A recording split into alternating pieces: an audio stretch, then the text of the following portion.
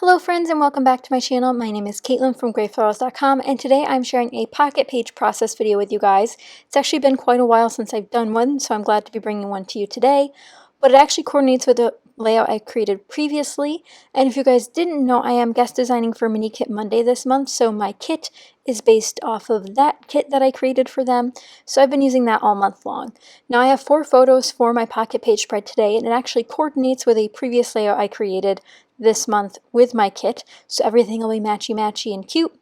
And to be honest, I knew I wanted to do a pocket page for this one because I had some random photos from this day that we went to the Epcot Flower and Garden Festival.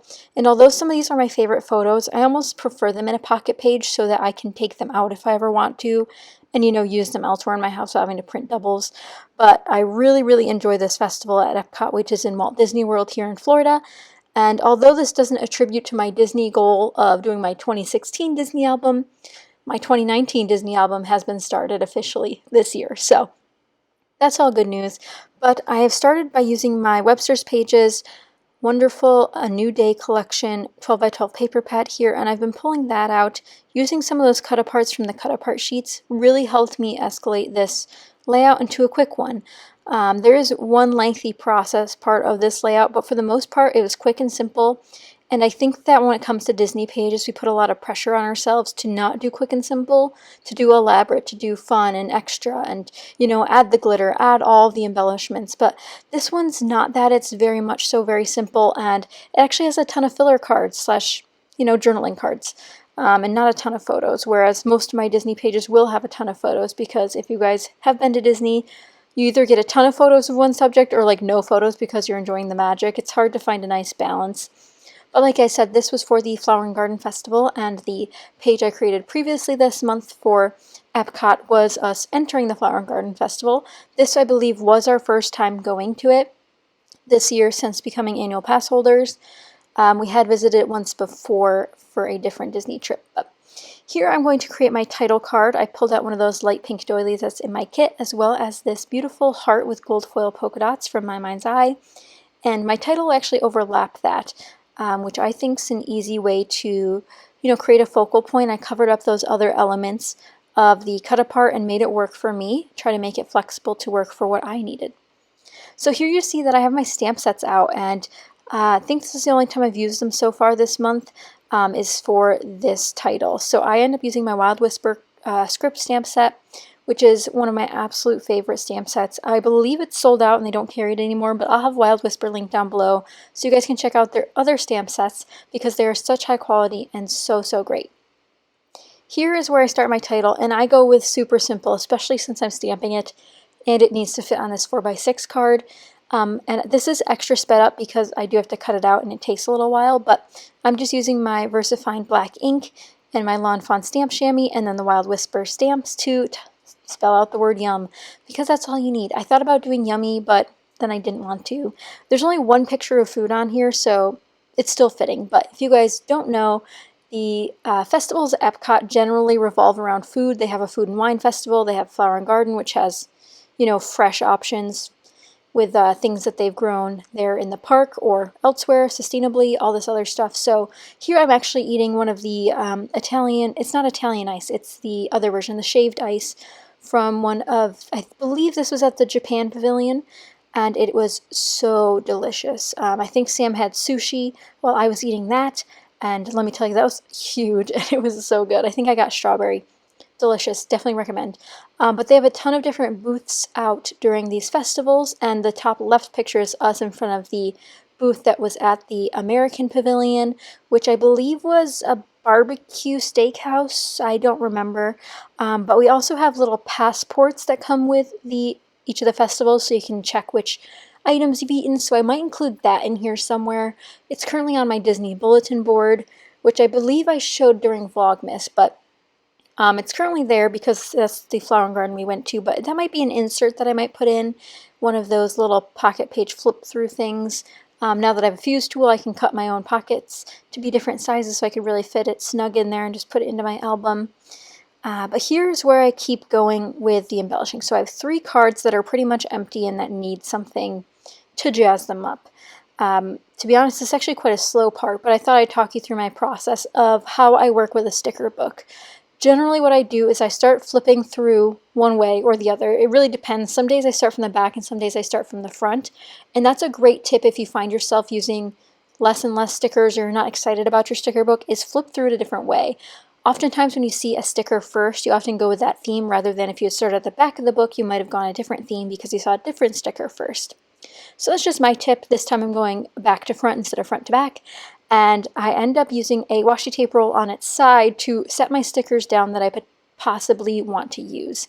I think this is a great way to, keep things on tab, to see how you might want to use them, how they might look together without having to stick them on paper or get out wax paper, because these stickers in particular from these sticker books are very, very fragile. They're very thin paper, and I don't want them to get ruined. So I start building out this cluster on this Love 3x4 card with a strip of washi tape from Me and My Big Ideas, and then another sticker from the Maggie Home sticker book which says Today Was Magic. That will end up on there, but I need some foam adhesive first so it gets a little bit more of a dimension piece on that. So right now that cut apart in the center says Where You Go, I'll Go, or Where You Go, I Go, but I ended up not liking it too much. I just thought it looked a little bit funny.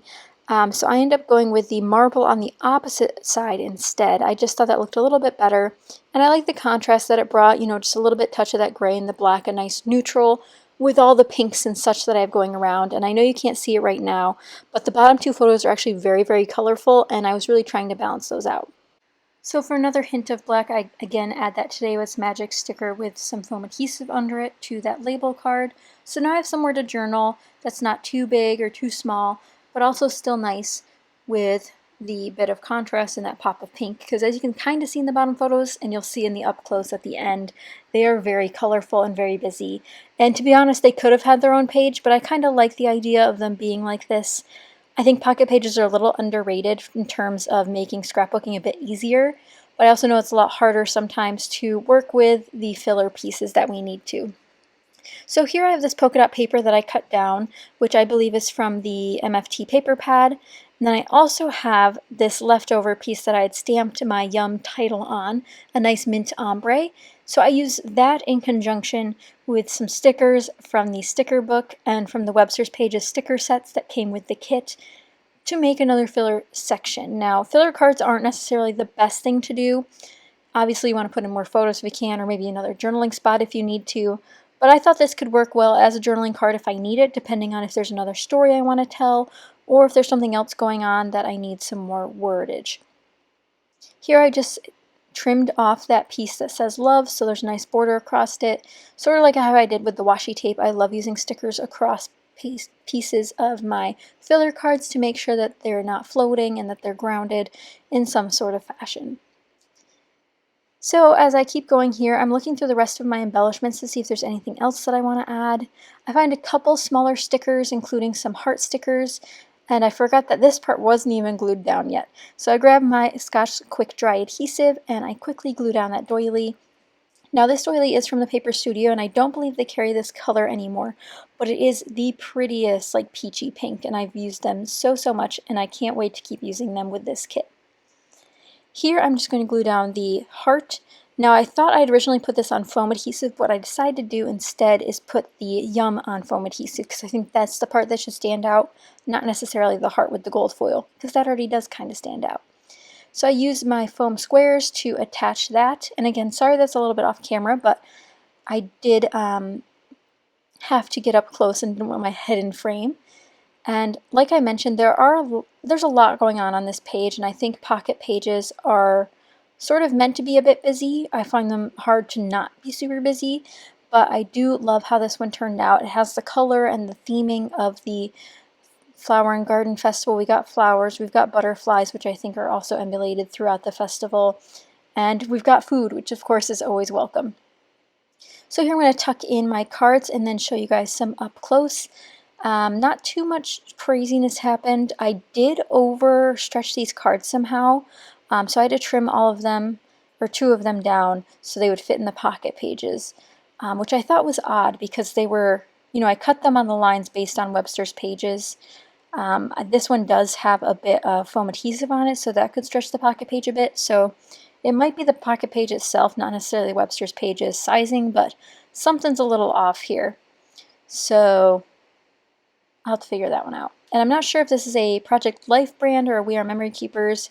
It might even be American Crafts. I've had quite a few different brands of pocket pages, and I'm excited to have another one kind of used up in another sense, so that it's in a album instead of just sitting being organized. So I hope you guys did enjoy, and again, here are the close-ups. So you can see a bit more of the pictures of us there, and then the elements that I scrapped today.